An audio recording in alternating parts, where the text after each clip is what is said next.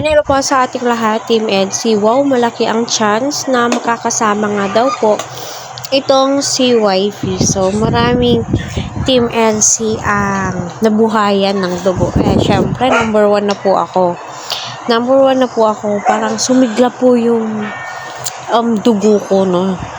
Nung narinig ko na malaki yung chance, no, na makakasama si Beyonce. At kung hindi naman daw po, so may susunod pa naman.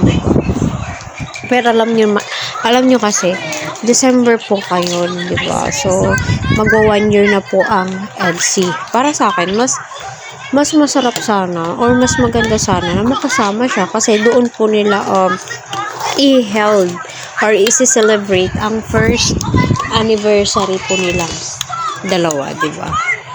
Sa malamang, gagawa po ng paraan si Kalinga Prab at ang mga sponsor ni Beyonce, para sa ganun ay matuloy. So correct me if I'm wrong na lamang po mga madam ha.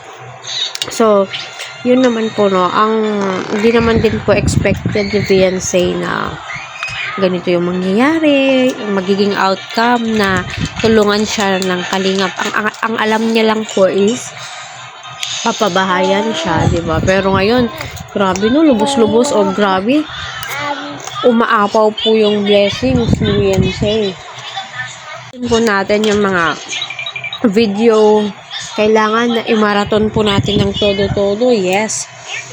Kasi, kay Beyonce po papunta lahat yung mga blessings. Aside po doon, ay andyan naman po yung mga butihin po niyang sponsor na alam ko na hindi po nila pababayaan si Beyonce, di ba? Sa mga desisyon po nila, alam po nila kung ano po yung mas nakakabuti. Alam din po nila kung ano yung tama at mali para kay Beyonce, di ba? Kasi sila po mismo yung nakakaalam.